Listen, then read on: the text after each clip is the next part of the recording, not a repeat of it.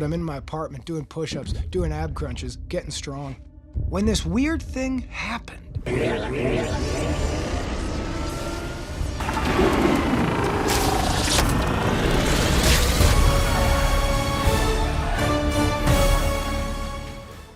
DC is now rebooting for the second time. Third? Does Green Lantern count as a reboot? Does Keaton's? Anyway, DC is rebooting once again, and I, for one, wasn't a fan. Could they at least finish out the current stories before rebooting? We had the Justice League leading up to a fight one of DC's Eternals, New Gods, Darkseid. I can only imagine the scale of the battle. In Justice League, both theatrical and Snyder Cut versions, we saw a small amount of Darkseid's army, led by Steppenwolf and the three Lich Queens. Lich? A Lich Queen? That sounds like a job for Billy. Who slayed an evil ocean? Who cast the Lich King down?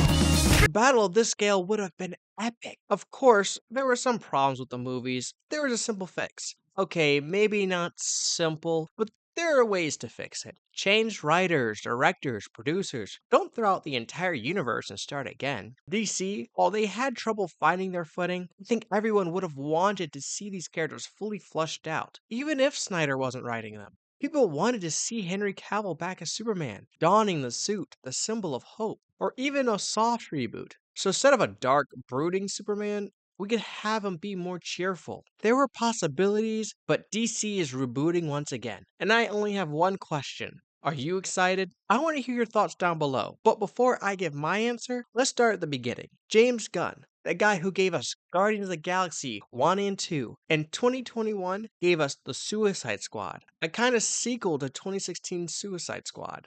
This movie, while over the top at times, delivered on all fronts: action, comedy, drama. And from that movie, we got Peacemaker. Around this time, we discovered that The hierarchy of power in the DC universe is about to change.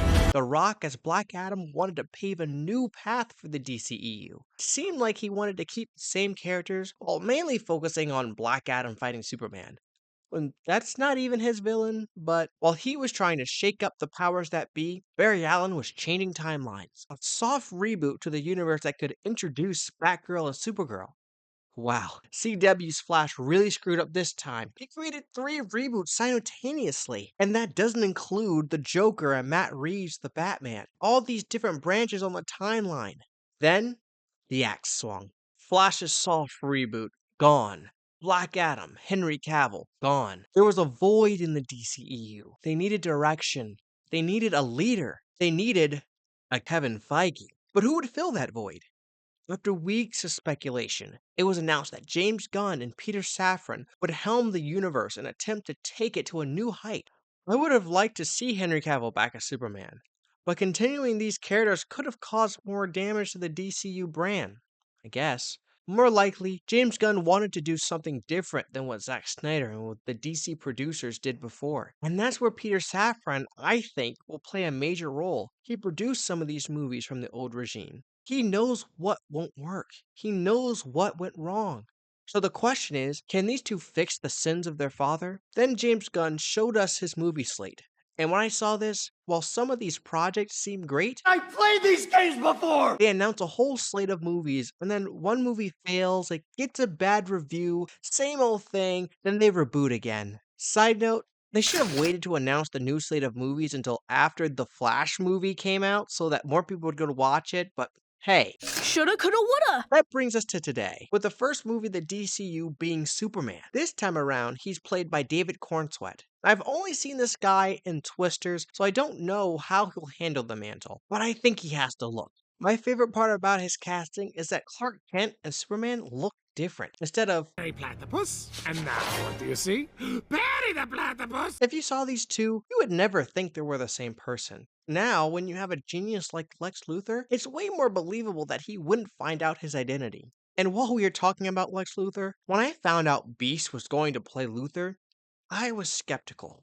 I always imagined Luthor as older, but since this is a younger Superman, it makes sense. And the more I watch the trailer and see the actor who plays Luthor, Nicholas Hoult, he's growing on me. From the small amount I saw, this dude seems to not only dislike Superman, completely despise him. I could see Luthor walking around with a kryptonite shard 24/7 just so that he can use it on him when he gets the chance. On top of that, This world is vast. There are already countless heroes in this world. Green Lantern, played by Nathan Fillion, and Hawkgirl, played by Isabella Merced. These are two great actors, and I'm ready to see what they bring to the role. There are other heroes also that I can't recall the names of, but they look great. Then there's this giant fire-breathing monster attacking the city. What is this, Townsville? Everything about this trailer looks straight out of a comic book, and I love it. Now remember, usually the first movie in a franchise needs to succeed before more are made, but usually the studio head isn't directing his own movie, so the next movie is already filming. Scratch that, Supergirl has already wrapped filming. So whether or not Superman is good or breaks the box office, Supergirl is hitting theaters.